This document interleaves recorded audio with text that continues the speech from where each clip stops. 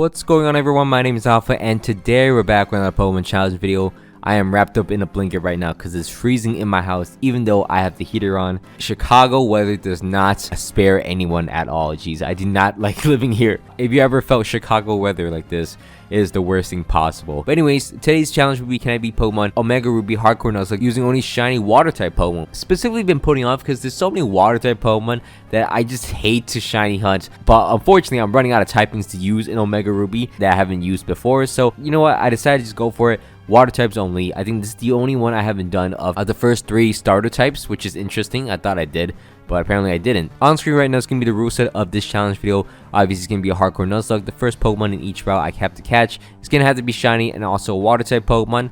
And as well, there's going to be a level cap, which is the highest level in each gym. And as well, there's a death counter, meaning each of my Pokemon only has 1 life each. If they faint, they are dead. No items inside of battle. Set mode, of course. And also, I want to add some interesting rules. I can't use Gyarados because I think that's pretty boring to use Gyarados. It's very powerful. As well, I can't use Mega Swampert because Mega Swampert is also very powerful. So I decided to not use any Megas and also no Gyarados. It's more fun if I left those 2 off because I've been using Gyarados a lot. Final rule in my challenge video, each of my Pokemon will be nicknamed after you guys in the comments. So thank you so much for leaving a comment in my previous challenge video. If you guys want to be nicknamed after your future Pokemon in my future challenge video, just drop in the comments and hopefully I'll pick yours. And while you're down there, please don't forget to leave a like and subscribe to my channel. Let's get into the challenge video itself.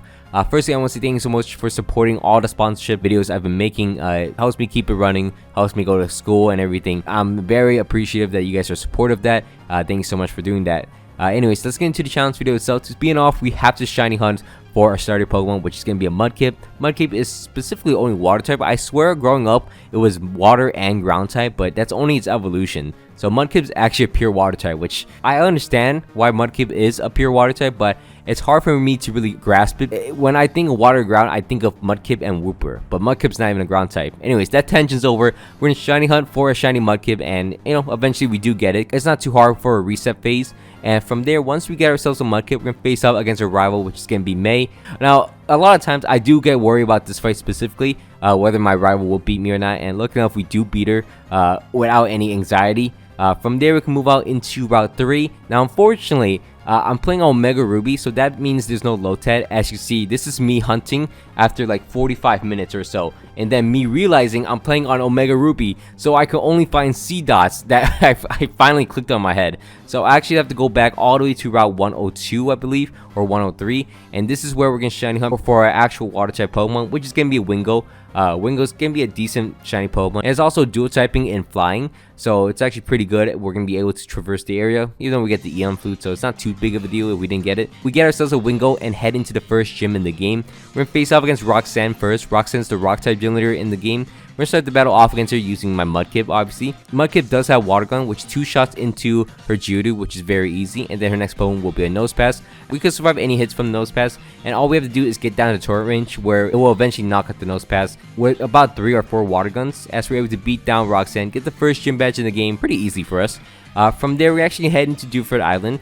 Now, Dewford Island, there's obviously the second gym here, but there's also a fisherman out here that gives us an Old Rod, which the Old Rod normally only is useful to get ourselves a Magikarp, but it's also a chance for you to get a Tentacle. So we're going to shiny hunt for a Tentacle. I'm not too sure if this is an actual factor or not, but there was a myth always back in Gen 6 that you fish around rocks, as you can see from here, that you're actually able to encounter more Pokemon. So, like, more Pokemon will actually fish on your line, and I always believe that. I'm not too sure if that's actually factual or not, but I did it anyways. I found myself a shiny Tentacle in the process, added to my team, and I really like Tentacle and Tentacruel.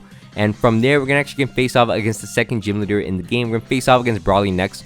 Brawly is the fighting type gym leader in the game, and start the battle off against him using my Wingo. Wingo is able to wing attack into the Machop twice, as it takes minimum damage from the Karate Chop, as his next Pokemon will be a Makuhita, which I'm able to just wing attack twice again and knock out the Makuhita pretty easily, as we end up beating Brawly, which seems pretty easy for us. Swear he was way harder. From there, we're going to head into Route 118, I believe, and in the grass over here, we're able to shiny hunt for our next shiny Pokemon, which is going to be a Marrow. I actually don't use Marrow that often, so I'm not too sure if it's good or not. We actually find ourselves a shiny Marrow added to our team, and actually has the right ability. Does not have Sap Super. It actually has huge power, which is going to double his physical attack stat, which is very nice for us. Very cool. As well, we're going to actually head into the Pokemon of Malo City and get ourselves the TM for Bodos. very good for us as we face off against Watson next. Watson's gonna be the third gym leader in the game and also an electric type gym leader. We're gonna start the battle off against him using my Marsh Stomp, which is ground and water type, so he resists. Actually, he's immune to any electric moves at all. So he's able to start the battle off against the Magnemite. We're able to go for a mud shot immediately. Just 2 mud shots will knock out the Magnemite. It uses up a potion. I think it wastes all his healing items on the Magnemite. As we're able to 2-shot down the Magnemite, his next Pokemon will be a Magneton, which actually does have Sturdy for some reason. As we're able to Mud Shot it, I don't know why I bought Bodos if I'm not going to use it. Mud Shot to knock out the Magneton. I even have higher physical attack. I'm not too sure why I didn't use Bodos at all. But I'm able to knock out the Magneton and also knock out the Voltorb, as we're able to beat down Watson pretty easily, get our third gym badge of the game, and now we're going to face off against Flannery next. Flannery is going to be the fire type gym leader in the game, and we're going to finally use our Azumarill. We're going to use something besides the Marsh Stomp. We're going to start the battle off against her using my Azumarill. Now Azumarill actually has a hell item called their Hard Rock, which boosts rock type moves, and it has Rollout, so I was actually kind of just, you know what, I tried it out. I decided to use Rollout, and it 2 shots into the Slugma, builds up the Rollout damage obviously, and then 1 shots into the Numel, and then her final Pokemon will be a Torkoal. 4 power Rollout. It's getting 1 shot to Torkoal as we're able to beat down Flannery pretty easily, and yeah, we got our 4th gym badge.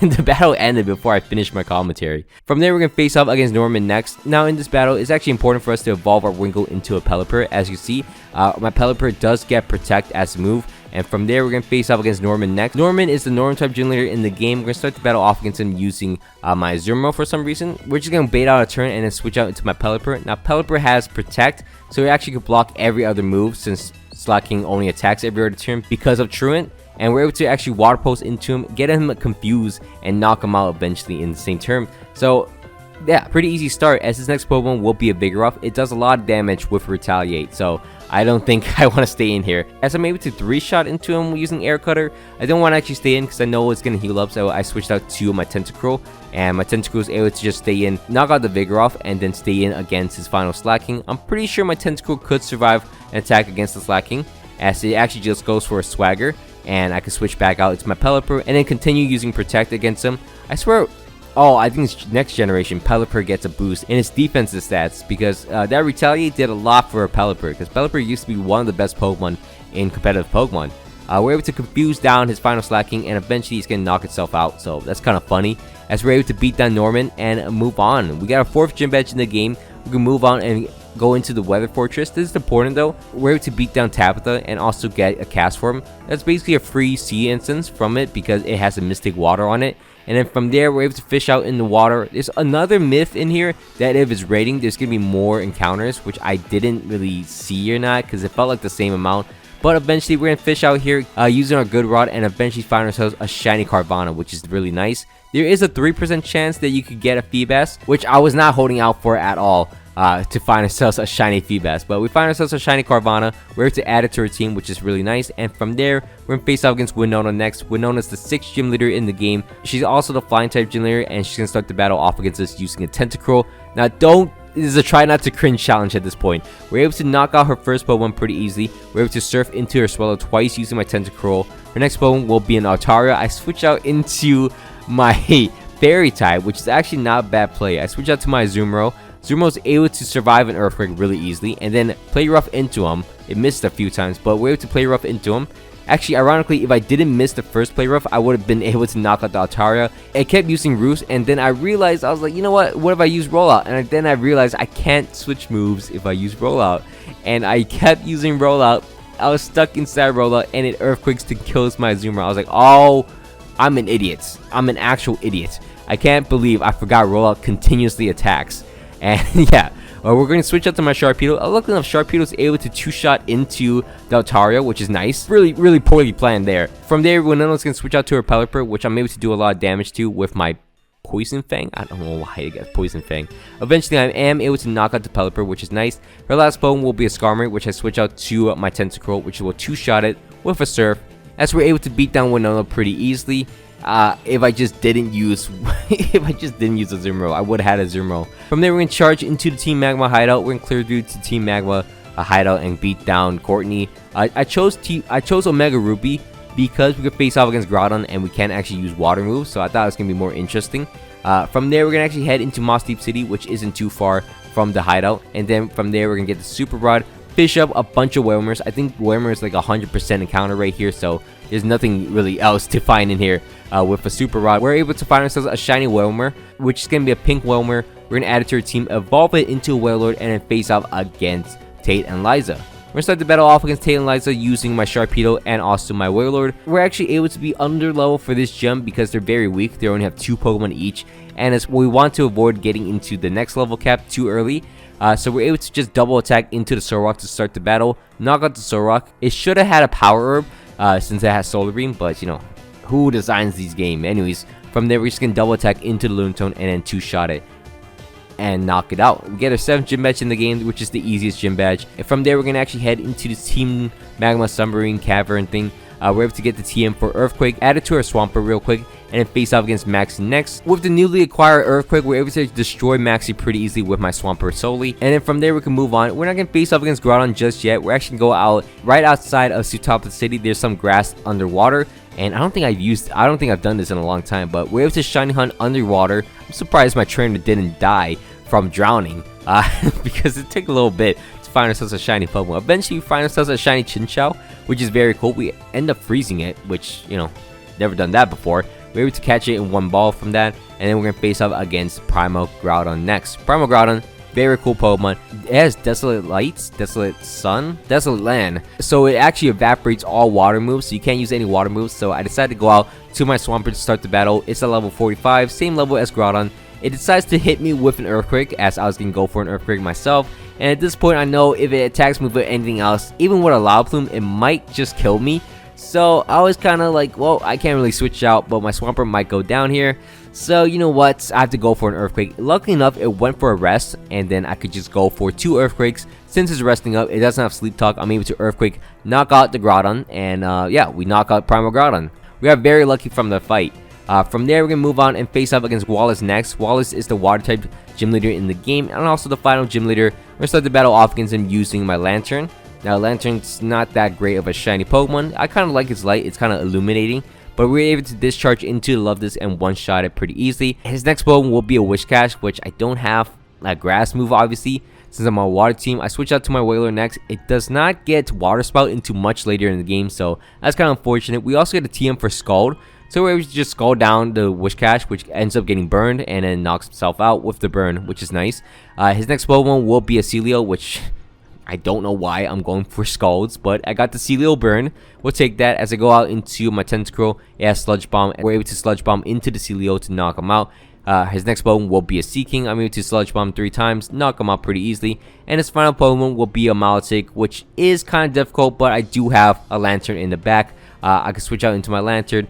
Use Discharge in it a few times actually. It gets us paralyzed, and we're able to just discharge twice, live a Hydro Pump, and then knock him out. We get the 8th gym badge in the game pretty easily as we end up beating Wallace, and now we move out into Victory Road next. Victory Road isn't too difficult. The only fight we have to really fight against is going to be Wally. Wally is gets destroyed by my Swampert. You know what? Maybe I should have banned Swampert. Next time I do these type of challenge, I'm gonna ban the broken Pokemon. Not just Gyarados. I gotta ban Swampert. Swampert just solo Wally. I feel bad for that guy. He went through this entire journey just to get swamped by my first Pokemon. But anyways, we're going to face off against the Elite Four next. The Elite Four challenge is going to be pretty difficult. We have to enter the Elite Four at 53, but if we gain any levels, that's okay. We're going to start our Elite Four challenge against Cindy, the Dark-type Elite Four member. We're going to start the battle off against him using, you know, my Swampert against his Mightyena. We're going to absorb the Intimidate and then actually switch out my Pokemon because I don't want to really deal with this. I went out to my Wailord just to get confused, but I land a Scald, lucky enough. 2 Scalds, knock out the Mightyena, which is nice.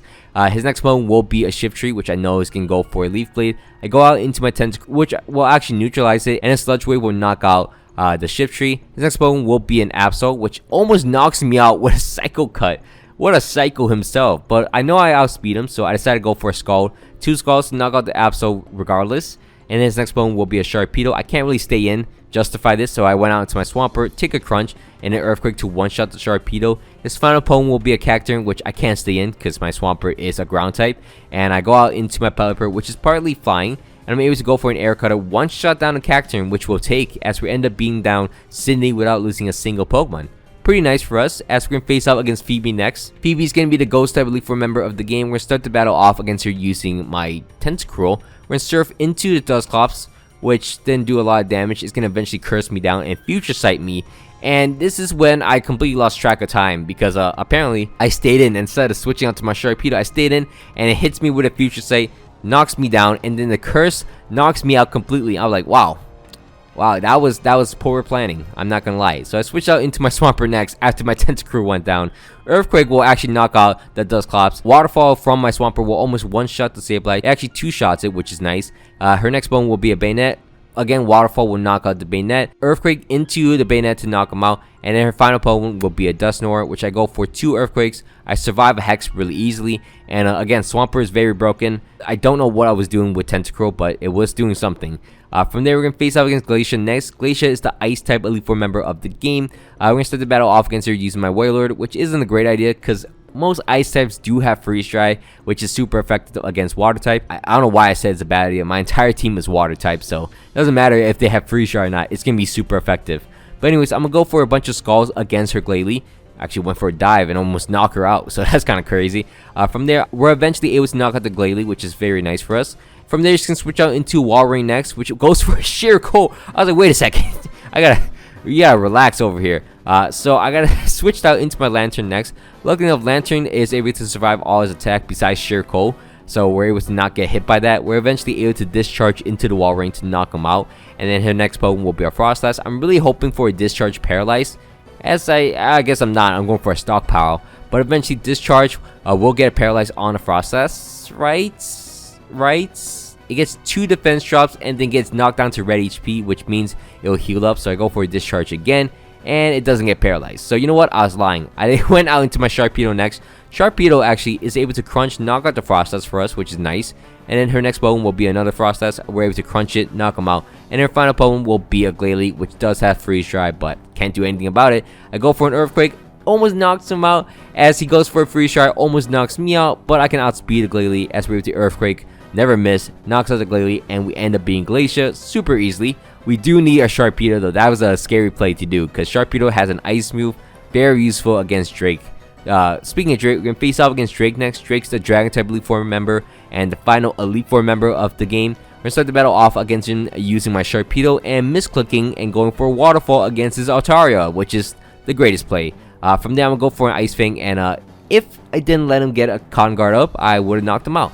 And from that, I get punished and I get a Moonblast to my face. Lucky enough, I do survive it, and 2 Ice Fangs would knock out the Altaria. But yeah, completely useless. I don't know what I was doing. I'm able to outspeed the Flygon. I knock out the Flygon at least, and then his next Pokemon will be, his ace, Salamence. You ever heard of him? It's pretty good. From there, I don't know what to do. I decided to go out into my Wailord. Wailord is able to dodge a Dragon Rush the first time, and then go for a Scald. Do not survive another one, as it goes for a Dragon Rush and it flinches me and then knocks me out in a second one. So that was definitely a turn. From there, I go out into my Lantern next. I'm gonna go for a Discharge, hoping I get paralyzed against him. It flinches me again and it goes for another Dragon Rush, knocks on my Lantern. I'm like, wow, I'm not doing too good. I go out to my Pelipper next. I decided to go for a Roost against him. This is going terrible. I go out to my Swampert to get a free switching, and then I decided to go for a Power Punch, and then I don't have any other moves. I'm running out of moves. I don't have Waterfall, which I think because of that I lost more Pokemon, because I'm able to Rock Slide, knock out the Salamence with a +1 Rock Slide, and then from there he's gonna switch out to his Flygon. I don't have any Waterfall PP, so I have to go for Power Punches against him. He's gonna Supersonic me, get me down to low HP, and then I'm forced to switch out into my Pelipper, which is able to survive a Rock Slide, which is nice, but then gets flinched, so that's always great. I decided to go out to my Sharpedo. Lucky enough, it survives with 1 HP from a Rock Slide. It's able to Ice Fang, knock out the Flygon, which is huge, and his final Pokemon will be a Kingdra. I go for an Earthquake, doesn't knock him out, not even close. So yeah, so my Sharpedo goes down, everything gets flinched. I go out into my Swampert, looking pretty dicey, but I do have a soft stand on from the fight from Watson, so Earthquake will actually knock out the Kingdra for me, and that is huge as we're able to beat down Drake. Unfortunately, 3 more Pokemon died, so we're at 5 devs, and our last 2 Pokemon are Pelipper and Swampert. But you guys know how strong Swampert is, so we actually went into the final chamber in the game. We're facing off against Steven Stone. We're going to start the battle off against him using my Pelipper against the Skarmory. We want to knock out the Skarmory. We can't get our Swampert poison, obviously. So I decided to go for a bunch of Skulls. Eventually, he knocks down to low HP. He's going to heal up, which is fine. I heal up myself. and then repeat the process. So the battle just restarted. Goes for a toxic, so my poor Pelipper's on a timer. But 2 Scalds will knock out the Skarmory, which is nice. And then his next Pokemon will be an Aggron. I go for a Scald and finally get a burn. I use 10 Scalds against the Skarmory. Doesn't get a burn. First Scald against the Aggron. Huge. It burns him. Very nice. From there, he's going to switch out into his Cradily, which I go for a Hurricane. Looking for a Confusion. It confuses me, ironically. And then I'm at low HP. I got to go for a Hurricane again. It lands it. Unfortunately, it's at low HP now, so it's most likely going to go for a healing item. Which is not the best for me, but lucky enough, it doesn't get an attack boost or any stat boosts from Ancient Power. I decided to go for a Power Punch with my Swampert against the Cradily, and it did really low damage. So I decided to go for an Earthquake in the following turn because a Giga Drain will knock me out. And lucky enough, with Soft Sand, +1 actually knocks out Cradily from basically full HP. So that's actually huge. His next Pokemon will be a Claydol. I go for a Waterfall, knock out the Claydol. He goes for his Armaldo next. I go for a Waterfall, it knocks him out. So that means his final Pokemon will be a Mega Metagross, which I go for an Earthquake, obviously. He's gonna Mega Evolve, he's gonna outspeed me. Oh, he doesn't outspeed me. Earthquake to knock him out in one shot, as we end up beating the entire game of Pokemon Omega Ruby Hardcore Nuzlocke, using only shiny Water-type Pokemon with my Swampert. Swampert, the final member, the first member, and the final member of my team, clutched it up for me. Did I play this pretty badly? I think so. I think Azumarill would have helped me in a certain fight in Drake's Chamber. Also, not stacking my Tentacruel for no reason probably would have helped me as well, but we don't gotta worry about that as we're able to beat Omega Ruby using only shiny Water-type Pokemon. It shouldn't have gone to 6 deaths, I'm not gonna lie. These are really good Pokemon. We just got very unlucky with the Dragon Rush flinches. But from there, that should end the video. Thank you so much for watching all the way to the end. I hope you guys all enjoyed this video. If you guys can, please leave a like and subscribe to my channel. It means a lot to me. Anyways, my name's been Alpha. Hope you guys all had a great day, and I'm out. Peace. Stay warm. Stay warm, people.